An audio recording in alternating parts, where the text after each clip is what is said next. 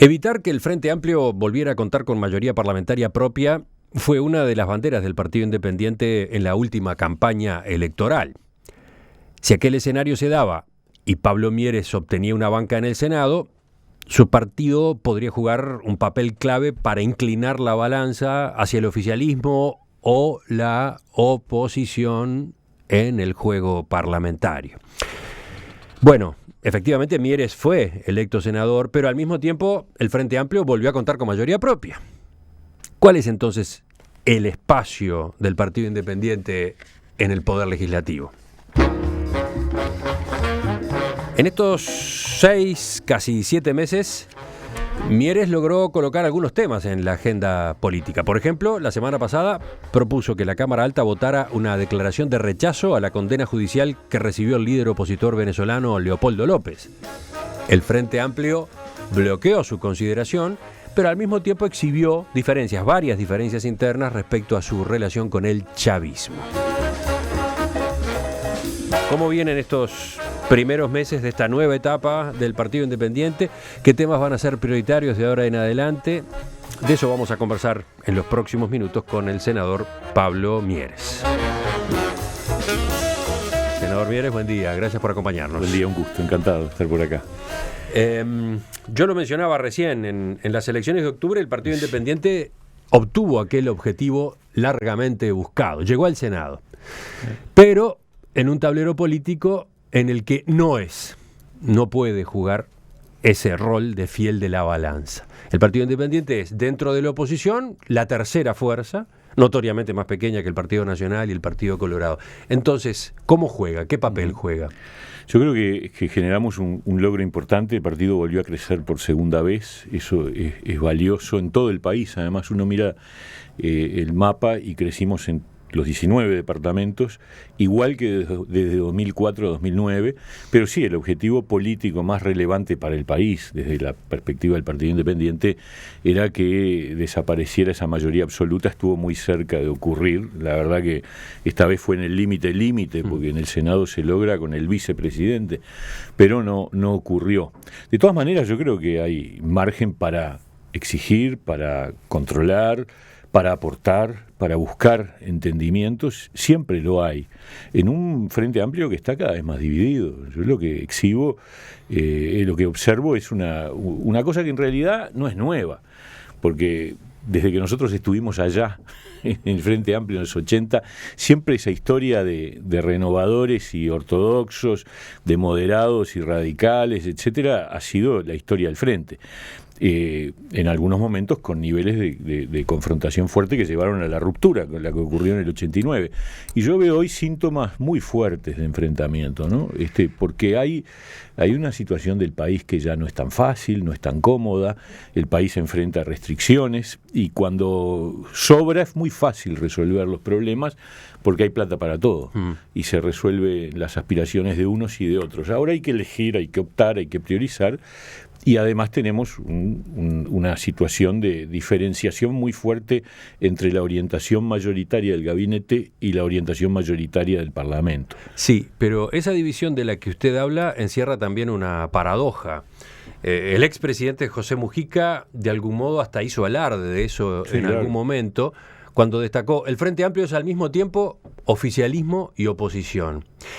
Y muchas veces blancos, colorados e independientes terminan opinando sobre polémicas internas que se dan dentro del Frente Amplio. Como que de algún modo esa división del Frente Amplio les marca la agenda. Sí, pero yo creo que en parte es así porque como el Frente tiene mayoría y por ahora mantiene una lógica de priorizar la disciplina partidaria por encima de las convicciones de cada quien, digo por ahora, porque eso no es eterno, yo pienso, ¿no? Porque lo que ha pasado en estas últimas 2 semanas, el retiro del TISA y luego el tema venezolano y la confrontación evidente en la investigadora ANCAP entre dos interpretaciones de la situación de ANCAP totalmente diferentes, llega un punto que dice, bueno, ¿hasta dónde se llega con eso? Bueno, porque sí, al país pero le hace mal. Está bien, pero la oposición justamente denuncia y destaca esas contradicciones internas que se dan en el oficialismo. No, impulsa además, impulsa. Ahora veríamos eso, claro. Pero lo que quiero decir es que cuando se hacen esos planteos, está de algún modo latente la expectativa de que se produzca un quiebre. No digo que se rompa el Frente Amplio, pero sí de que haya diferencias a la hora de votar. Y sin embargo, cuando llega el momento de votar, el Frente Amplio se reunifica y todo aquello anterior fue ruido. Y le hace daño al país, porque en realidad el Uruguay tendría que haberse mantenido en el TISA, el Uruguay tendría que haber manejado distinto las empresas públicas en el periodo anterior, el Uruguay tendría que haber mandado una señal inequívoca de condena a lo que está pasando en Venezuela. Y entonces todas esas cosas que tendría y que terminan bloqueadas porque a la hora de votar se abroquelan, aunque haya muchos que votan sin convicción, porque incluso públicamente han sostenido cosas distintas, no le hace bien al país, le hace mal. Pero el hecho es que a la hora de votar el Frente se mantiene. Se homogeneiza. Y ese es un daño que yo espero que la gente, la ciudadanía, evalúe. Es decir, que a la hora de renovar mandatos tenga en cuenta que en realidad estas cosas no son buenas. No son nuevas tampoco. A ver, el Uruguay en el pasado, cuando la época del bipartidismo, los colorados en la 15 y la 14 tenían grandes diferencias y después votaban juntos. Y los blancos, herreristas y nacionalistas independientes llegaron a estar divididos, votaron en partidos separados y luego se reunificaron. O sea que esa es una historia triste de partidos muy grandes que terminan abarcando un espectro tan amplio que después por la vía por aquello que decía una vez, dijo Ignacio de Posadas, a mí me quedó grabado, el olor al poder es el pegamento más fuerte que tiene un partido. Lamentablemente es así. O sea, se prioriza la mantención del poder más allá de las diferencias. Hace unos minutos yo decía, la oposición destaca y denuncia las divisiones que se dan en el oficialismo, y usted me complementaba, decía, no, y además impulsa o promueve. Claro, por ejemplo, ¿Qué es eso? Yo creo que la oposición es un fenómeno heterogéneo. ¿Usted está señalando que la oposición se ha empezado a manejar esto de una manera más proactiva? Bueno, con más iniciativa. Si hoy estamos investigando lo ocurrido en ANCAP y las pérdidas brutales que ha tenido la empresa en los últimos años, es debido a una iniciativa de la oposición y a que se logró plantar el tema en la opinión pública de tal manera que por primera vez el Frente Amplio no pudo hacerse el bobo, es decir, no pudo decir, no señor, esto no se investiga y chau, porque se logró poner el asunto arriba de la mesa después de 10 años de negar todas las investigadoras, incluso sobre temas muy obvios como el caso Pluna. Entonces ahí hay un logro que implica decir, bueno, el poder, aún con mayoría absoluta, no se puede ejercer de manera inopinada y descartando cualquier cosa.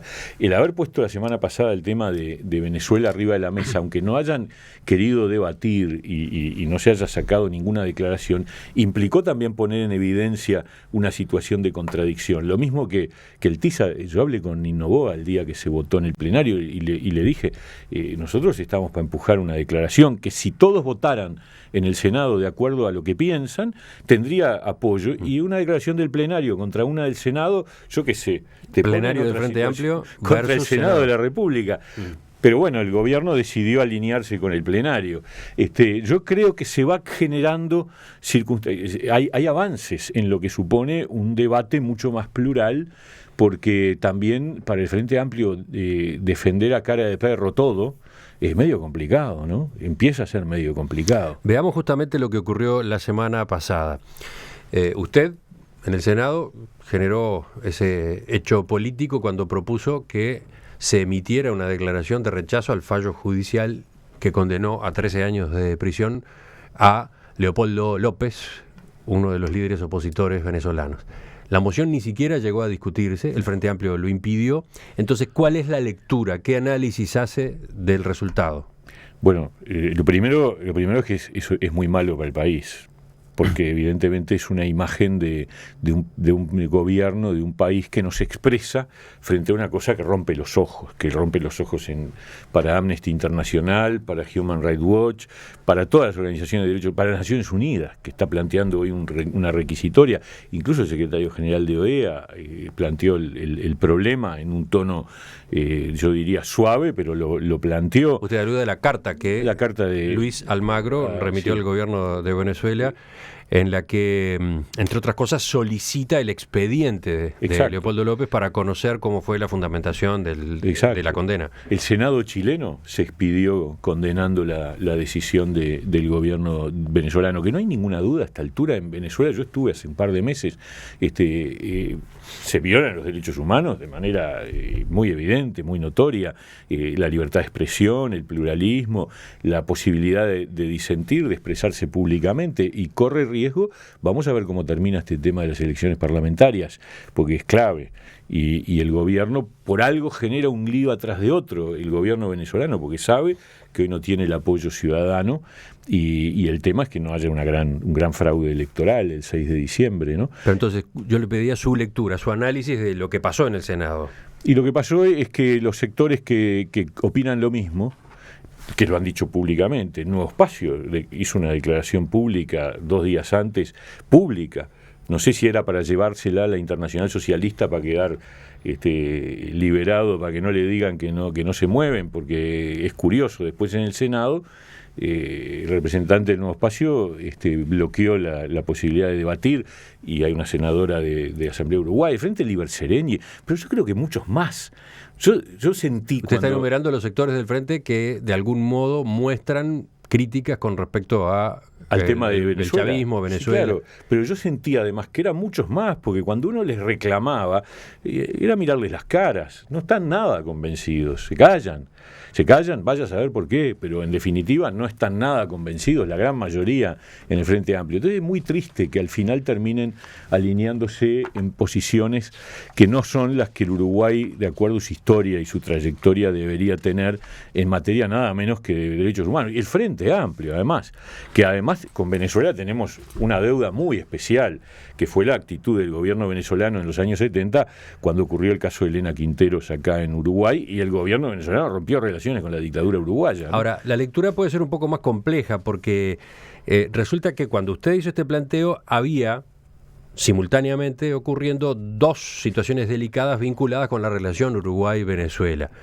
Una, estaba por firmarse el nuevo acuerdo comercial con Venezuela, el acuerdo ANCAP-PDVSA, que a su vez deriva en que se relance la exportación de alimentos de nuestro país a Caracas, algo muy importante para una serie de industrias uruguayas. El otro, la participación de Tabaré Vázquez como mediador en el conflicto fronterizo entre Colombia y Venezuela. Bueno. No era inoportuno el debate que usted proponía. De algún modo, Michelini aludió a eso. Dijo, el Frente Amplio cree que en esta ocasión, en las actuales circunstancias, el Senado no debe votar la ley. Mire, si ese es el criterio, desde el 2005 en adelante, y de hecho es lo que ha ocurrido, el gobierno no puede votar nada que implique cuestionar a Venezuela, porque de 2005 en adelante el gobierno se ha enredado en acuerdos comerciales con Venezuela, algunos buenos, algunos malos, algunos raros, algunos que veremos con el tiempo cómo fueron, pero en definitiva se ha enredado, entonces nunca puede declarar nada. Ahora, uno supone que las actitudes en materia de defensa de los derechos humanos no están condicionadas al acuerdo comercial, que por otra parte los acuerdos comerciales se supone que son acuerdos de mutuo beneficio. A Venezuela le sirve también conseguir en este momento alimentos cuya escasez es notoria y preocupante para ese país, y a Uruguay le convenía el acuerdo también. Entonces, me parece que esgrimir eso como lo otro, lo de la mediación de Vázquez, perfectamente es totalmente superfluo, porque en realidad mediadores puede haber varios en América Latina. Si Maduro quería rechazar a Vázquez porque nosotros sacamos una declaración, que lo rechace, habrá otros, no hay problema. No creo que Vázquez haya sido el factotum del acuerdo que ayer se alcanzó entre Colombia y Venezuela. Otro argumento que se ha manejado, porque sobre esto se ha discutido mucho en estos días, no digo que sea la respuesta del Frente Amplio, pero ha estado arriba de la mesa la interpretación de que con una declaración como esta se estaba interviniendo en asuntos internos, ¿no? El principio de no intervención, de no injerencia en asuntos internos estaba en juego. No decíamos lo mismo, ni los Frente Amplistas particularmente, cuando venían legisladores del Parlamento Europeo a Uruguay a tratar de visitar las cárceles en la dictadura. No decíamos lo mismo cuando había declaraciones de otros parlamentos en solidaridad con el Uruguay. Lo que pasa es que se argumenta, el gobierno, por ejemplo, argumenta, la Cancillería ha dicho, acá lo que hay es una decisión de la justicia venezolana, no del gobierno de Nicolás Maduro. Que es una parodia, todos sabemos que es una parodia, el gobierno uruguayo lo sabe muy bien, los jueces los nombra y los saca el gobierno a gusto y placer. Existe en Venezuela una cosa que se llama el poder moral, que yo creo que en Uruguay no se sabe, pero está en la Constitución. El poder moral es un poder ajeno a los tres poderes, que está integrado por tres figuras: el fiscal general, el contralor general, que es una especie de tribunal de cuentas unipersonal, y el defensor del pueblo. Esas tres personas, que en teoría, según la Constitución, son elegidas por 2/3 del Parlamento, el Parlamento entendió que como no había 2/3, lo eligió por mayoría, es decir, con el voto del chavismo, y esas tres personas juzgan las conductas éticas de todos los jerarcas, y pueden resolver sanciones, como la inhabilitación política, por mera convicción de que actuaron moralmente de manera incorrecta, no jurídicamente. Bueno, si eso es democrático, a ver, el poder moral controlando por encima, eso es una cosa que ofende la sensibilidad democrática mínima de cualquier ciudadano. Y ese es el país que tiene Venezuela hoy. Y otros cuestionamientos se han dirigido a la figura de Leopoldo López mismo, un dirigente que es polémico dentro mismo de la oposición de Venezuela, por ejemplo, por las tácticas de oposición en las que se ha jugado, ¿no? Eso que se conoció como la salida el año pasado, impulsada junto a Corina Machado, junto a Antonio Ledesma. Por ejemplo, otro líder opositor como Capriles no estuvo de acuerdo. Es verdad. Capriles decía, nuestra agenda es social, nosotros no creemos ni en salidas violentas ni en salidas por golpes de Estado. ¿Cómo ve eso, el tipo de actuación política de López? Y yo creo que esa es una típica situación que se genera cuando hay un frente opositor a una situación autoritaria. En Uruguay también teníamos diferencias de opinión sobre si había que movilizar, cuánto movilizábamos, cuánto negociábamos, cuánto había que exigir en la calle, de qué manera había que manifestarse y cuándo era el momento de negociar, a tal punto que en la salida misma el frente opositor se quebró, el pacto del Club Naval. Entonces ese tipo de cosas son típicas. Pero con respecto a Leopoldo López, el gobierno de Venezuela va más atrás incluso. Recuerda el papel que jugó en el golpe de Estado contra Chávez del año 2002. Y esgrime videos para eso que están disponibles. Pero es muy interesante porque del 2002 al 2014 tuvieron tiempo en pila para juzgarlo y para hacerlo responsable. Y ahora resulta que en 2014 se les ocurre que actuó con responsabilidad en el 2002. 12 años de impunidad. El señor López libre o sin persecución, y de golpe le acusan de una cosa que ocurrió 12 años antes, teniendo el poder Chávez en aquella época. La verdad que es poco creíble la acusación, ¿no? 12 años después. Y el alcalde de Caracas, Ledesma, que es encarcelado un año después de las movilizaciones. Lo llevan preso en febrero de este año, las movilizaciones fueron en febrero del año anterior, lo sacan a la fuerza de su oficina de alcalde en Caracas y lo tienen preso ahora en prisión domiciliaria por razones de salud. Pero es una cosa, a ver, arbitrariedad y pico. Esto es una cosa que no se defiende con nada, ¿no? Para terminar con este tema, usted dijo en el Senado que la situación en Venezuela, más temprano que tarde, les va a pegar en la cara a todos los que no votaron la solidaridad con Leopoldo López. No tengo duda. ¿A qué se refería? A que esto más temprano que tarde se va a demostrar y va a quedar en evidencia, yo creo que a esta altura ante casi todo el mundo, pero también en la región donde ha habido tanta omisión en señalar las solidaridades con la dignidad y con los derechos humanos, que en algún momento el chavismo va a desaparecer como fuerza hegemónica en Venezuela y van a quedar en evidencia muchas más cosas de las que hoy se saben con respecto a las características del régimen, a sus arbitrariedades y al manejo general de la cosa pública, ¿no?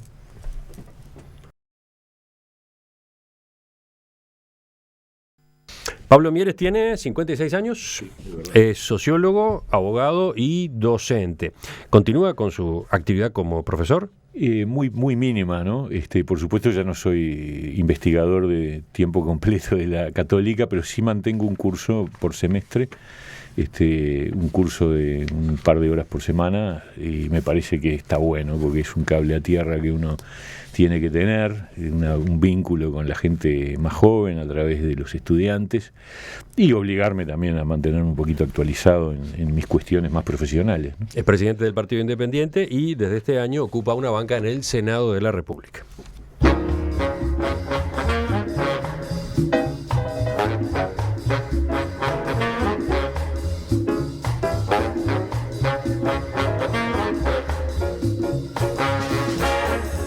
Con el senador Pablo Mieres estamos examinando cómo juega este partido ahora que ingresó al Senado, pero al mismo tiempo el Frente Amplio conserva su mayoría propia en las dos cámaras. ¿Cuál es el espacio del Partido Independiente? ¿Cuál es el espacio de la oposición? De eso también estábamos conversando. ¿Cómo observa usted la utilización que blancos y colorados en particular están haciendo de herramientas como la interpelación y el llamado a sala en régimen de comisión general? Yo creo que es legítimo. Nosotros tenemos como criterio además apoyar cualquier tipo de planteo en ese sentido, más allá de que estemos muy o poco de acuerdo, porque nos parece que es un derecho de la oposición. Entonces, ¿no hay un exceso de interpelaciones y llamados a sala? Es el primer año. Me parece que lo de las interpelaciones hasta ahora han sido por el tema del INAU, una de ellas en la Cámara Baja, que yo creo que no tenía mucha pertinencia. También la que va a ser ahora sobre el retiro del TISA parece razonable. Después hay llamados a comisión general. No veo que haya un exceso. También uno ve dificultades. Por ejemplo, nosotros hemos presentado varios pedidos de informes y la tasa de respuesta es bajísima. Y hemos pedido cosas muy importantes. ¿No pasa siempre eso con los pedidos de informe? Está muy mal, porque no pasa nada si no responden. Pero fíjese que nosotros presentamos, creo que fueron 5 o 6 pedidos de informes con destino a 3 empresas públicas para saber cómo se designan los gerentes. Si se designan por a dedo o se designan por concurso abierto, concurso cerrado. Nos contestaron 4 o 5. Muchos de ellos nos contestaron lo que nosotros no preguntábamos. Nos contestaron cómo deberían, es decir, la norma, pero no dijeron concretamente cómo se habían designado los que actualmente ejercen, que era lo que preguntábamos. Entonces uno hicimos el planteo en el Senado y se reiteró el pedido de informes, lo hizo propio el cuerpo, como dice la ley. No pasó nada, aparecieron alguno más apareció. Hace nos tomó el pelo. La semana pasada nos respondió un pedido de informe que hicimos hace 3 meses, donde estábamos preguntando cómo se eligen los directores de hospitales, los directores de centros de asistencia primaria, todos los cargos de gestión de unidades asistenciales, que en definitiva atienden gente en tema de la salud. ¿Qué calificaciones se le exigen, si se elige por concurso o no? La respuesta fue ni siquiera una palabra, un listado fotocopiado de los centros que existen en el país. Y eso llevaba al lado una nota del ministro de Salud Pública diciendo, en respuesta al pedido de informes, una vergüenza. ¿Y cómo reacciona usted? ¿Qué herramienta tiene para, ante esa respuesta, volver a actuar? Yo no los puedo obligar, pero voy a hacer un escándalo público, porque no puede ser. Voy a hacer un planteo en el Senado. Es casi un problema de fueros, Emiliano. Yo estoy preguntando algo y me contestan otra cosa. Ni siquiera me contestan, me mandan una planilla con fotocopias. ¿Y qué se creen? ¿Que pueden hacer cualquier cosa? Hay una cuestión ahí del manejo que... Por eso hicimos tanto énfasis nosotros en el problema de la mayoría absoluta. Porque la mayoría absoluta genera estas cosas, genera soberbia, genera desprecio por el cuestionamiento, desprecio por lo que es el planteo opositor. Por eso estuvo muy bueno lograr, que fue complicado, tuvimos un debate hace 2 semanas en la comisión investigadora de ANCAP, sobre el tema de si los gerentes iban a ir solos o acompañados por un tutor, porque el Frente Amplio pretendía que los gerentes de ANCAP fueran a declarar a la investigadora con un director sentado al lado. Una pérdida de reflejos de lo... Yo dije, mire, yo estuve en la investigadora bancaria del 2002 y estuve en la de la Corporación para el Desarrollo, que fui además el denunciante. A nadie se le ocurrió en ningún momento que un gerente, y vaya si pasaron todos, gerente y funcionarios de rango menor y hasta ujieres pasaron por la investigadora, pero venían solitos. Bueno, al final el Frente aceptó, pero esto es que ha perdido los reflejos de lo que supone el juego plural. Por eso era tan importante que no tuvieran mayoría y por eso les cuesta tanto responder pedidos de informes, aceptar que hay cosas para investigar, enfrentar interpelaciones que puedan tener un resultado mañana, decir, no son satisfactorias las explicaciones del ministro, ¿no? Usted lo dijo, lo señaló recién, usted integra la comisión investigadora sobre ANCAP. Y eso no era obvio en principio, ¿no? Porque la comisión de 7 miembros reservaba 3 lugares para la oposición que iban a repartirse, 2 para el Partido Nacional y 1 para el Partido Colorado. Finalmente el Partido Nacional cedió uno de sus asientos. ¿Cómo se logró eso? ¿Qué significado tuvo el gesto? La verdad, a ver, nosotros peleábamos por una investigadora de 9 miembros, porque sabíamos que si no era de 9... El 9 era para poder estar, para poder participar. Porque además la ley que regula las investigadoras habla de que deben estar en la medida de lo posible todos los partidos. Y era posible, porque nombrar 9, el Frente no quiso nombrar 9. Y ahí la gente del Partido Nacional, en particular Alianza Nacional, se dio su lugar, cosa que nosotros, la verdad, valoramos mucho. Nosotros no les pedimos nada, no fue un planteo. El Partido Independiente lo que reclamó es que se integrara por 9 miembros para garantizar que estuviéramos todos. Pero asumimos que al votarse con 7... en fin, no nos tocaba. Y el gesto lo destacamos, lo subrayamos y lo agradecemos, por cierto. ¿Cómo evalúa el trabajo que viene realizando hasta ahora esa comisión? Muy bueno. Yo creo que en estos tironeos que acabo de mencionar, pero también yo digo, también quiero decirlo, el presidente de la comisión, que es el senador Otegi, que es del grupo del vicepresidente Raúl Sendic, ha actuado con mucho equilibrio, con mucha ecuanimidad, con una actitud que realmente lo enaltece, porque no es fácil. Está en una situación donde obviamente defiende la gestión, pero actúa realmente dando garantías a todos, y eso es muy bueno señalarlo. El clima es bueno, salvo estos momentos de tensión que tuvimos, que recién señalaba, y me parece que hemos avanzado mucho, a pesar de que recién empiezan a comparecer lo que podemos llamar los testigos de la acusación, porque hasta ahora lo que hemos tenido es la presentación del directorio de ANCAP defendiendo toda la gestión, a pesar de que el directorio es actual, defendió toda la gestión porque en realidad son las mismas personas en distintos roles. Y de todas maneras, de la comparecencia del directorio de ANCAP sumada a la comparecencia del ministro Astori, queda muy en evidencia que los problemas no de mala, de pésima administración, de una administración negligente, con incapacidad de control sobre el gasto y sobre la capacidad de manejar las inversiones, esto ya es una cosa indiscutida. O sea, yo creo que no hay nadie que pueda defender una gestión que generó en un momento de enorme prosperidad costos disparados, inversiones que todas se equivocaron se calculaban en 100 y terminaron en 200, 300. Pero eso no es irregularidad. Eso no es ilicitud. No, claro que no es ilicitud, pero yo creo que es muy importante. Ayer hablábamos con Conrado Ramos y los compañeros de la bancada. No podemos caer en el riesgo del debilitamiento institucional que supone decir, acá la única actuación que puede ser cuestionada es la que penalmente se considera delito. Yo no sé si hubo delitos esas cosas no están probadas. Hay mucha cosa para investigar para adelante, pero también hay responsabilidad, accountability, como dicen los yanquis, por falta de buena gestión. Si hay negligencia, de repente no es delito, porque no se configura ninguna figura delictiva, pero es una responsabilidad. Y muchas veces en Uruguay hemos perdido la sensibilidad. Hay gente que después de que actúa de esa manera debería irse, ¿no es verdad? Es decir, tiene que haber un sentido de la responsabilidad, no solo de hacer las cosas de manera no delictiva, sino de hacerlas bien.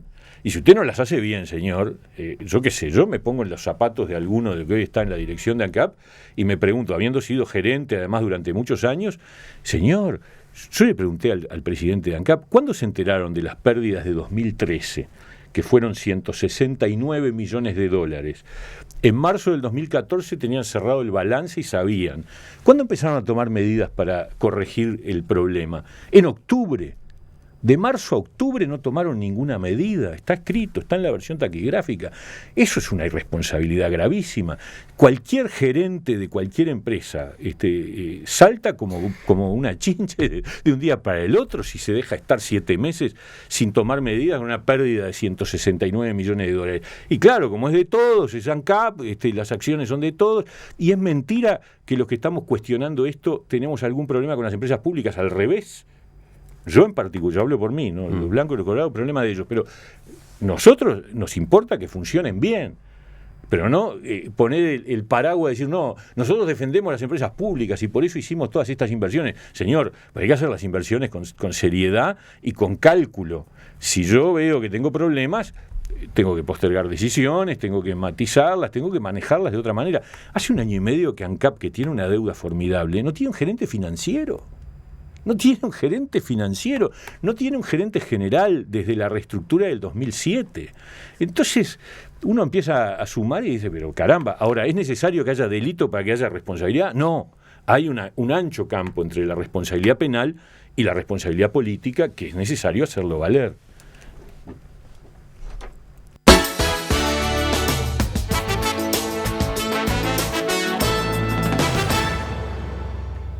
Por lo que deduzco de sus declaraciones, usted es, ¿cómo decirlo?, optimista con respecto a la productividad de esta comisión investigadora. No tengo duda. Se lo comento teniendo en cuenta declaraciones que en su momento había hecho Pedro Bordaberry, una columna que escribió en la que señalaba: la mayoría de los uruguayos ya conocemos qué es lo que expresarán al final del trabajo los representantes del Frente Amplio y los del Partido Nacional. Los del Frente Amplio dirán que no existió irregularidad o ilícito alguna, pase lo que pase. Los del Partido Nacional dirán que sí existieron y se irán directo a la justicia, pase lo que pase. No, yo no comparto para nada ese pensamiento escéptico sobre el instrumento político de la investigadora. Al contrario, yo creo que las investigadoras cumplen un papel. Por ejemplo, la Corporación Nacional para el Desarrollo, después de la investigadora que yo promoví en el 2003, hace tanto tiempo ya, y que no llegó a establecer responsabilidades penales, pero obligó a un cambio en la gestión de la Corporación para el Desarrollo muy grande. Uh-huh. Obligó a una gestión mucho más profesional, a no entrar más, o por lo menos puede ser que haya habido algún caso más posterior. Pero esa historia de que se asociaba con otras empresas privadas para salvarlas y después se quedaba con toda la deuda y el privado se salía sin problema, eso se cortó. Yo creo, el Banco Central es otro después de la crisis del 2002. Está bien, uno diría, igual hubiera sido otro. Probablemente algunos cambios habría habido, pero la investigadora ayudó a exponer la debilidad del control de las entidades financieras, la debilidad del profesionalismo en las gerencias. Todo eso cambió a partir de una actuación parlamentaria. Yo creo en las investigadoras cuando, no investigar para hacer show, ni para hacer festival, no, para que sirvan para mejorar la gestión, haya o no haya responsabilidades penales posteriores, ¿no? Vayamos en el final de la entrevista a retomar lo que charlábamos al comienzo. Hablábamos de cómo se comporta el oficialismo en estos primeros meses de este periodo de gobierno, pero sobre todo nos deteníamos en el Parlamento, en cómo opera la bancada, tanto en el Senado como en diputados. Ahora, más en general, ¿cómo está viendo usted la marcha del gobierno? ¿Cómo está observando al presidente Tabaré Vázquez? Y yo la veo complicada, la verdad, porque como tengo este diagnóstico de que dentro del frente conviven dos concepciones muy distintas, hay un frente socialdemócrata moderado, más responsable en el manejo de la cosa pública, con el que nosotros nos sentimos muy cerca, muchas cosas, el astorismo, llamémosle así, en donde uno siente que el presidente más bien se recuesta allí para ejercer la función de gobierno, y por otro lado hay otro frente, que es el frente más populista, más radical en algunas cosas, más dogmático en posiciones ideológicas, que tiene 2/3 de la bancada y todo el aparato del partido. Entonces tiene el aparato del partido, 2/3 de la bancada. Entonces lo veo complicado, veo un gobierno que además enfrenta turbulencias, tormentas en el horizonte, y no solo en el horizonte, ya ingresamos en zona de turbulencias. Entonces veo con preocupación estos 6 meses. Yo veo un presidente que tiene dificultades para llevar adelante sus decisiones y que corre el riesgo de quedar cooptado por esta otra mirada. O sea, corre el riesgo de que ocurra ¿qué? Y que la influencia directriz del expresidente sea muy fuerte, la de Mujica, con el cual tengo enormes diferencias en su forma de gestionar las cosas y en su manera de ver la administración. Y si eso ocurriera, porque su discurso de austeridad no tiene nada que ver con su gestión. ¿Cómo, perdón? Que su discurso sobre la austeridad que le hace ser tan famoso en el mundo no tiene nada que ver con su gestión, que fue una gestión de despilfarro y de pérdida de oportunidades en un periodo donde había mucho para hacer y no se hizo prácticamente nada. Tal vez se adelantó a mi pregunta. Yo iba a consultarle si eso ocurriera, si efectivamente dominara en la orientación del gobierno ese sector o ese grupo de grupos que podríamos identificar con Mujica, el mujiquismo, que tendría de anómalo, porque de hecho es el mayoritario, esa corriente, ese bloque es el mayoritario dentro del Frente Amplio. Sí, creo que la gente vota cosas muy diferentes, pero es cierto, el equilibrio dentro del Frente es un equilibrio que ha favorecido a los sectores que hoy orbitan en torno a un liderazgo que es el liderazgo de Mujica. Y yo creo que le hace mucho mal al país, sobre todo en tiempos de turbulencia, que es más complicado y donde hay que ajustar el funcionamiento al máximo y donde una mirada sensata, responsable, moderada es fundamental. Por eso lo veo complicado, porque además no veo que Vázquez por definición tenga esa otra mirada. Y sin embargo no lo veo con juego alternativo. Entonces, como no tiene juego alternativo, el riesgo de que el gobierno vaya derivando hacia planteos de este tipo es alto. Y por me ejemplo, preocupa. Pero, por ejemplo, usted mencionó hace un rato el TISA.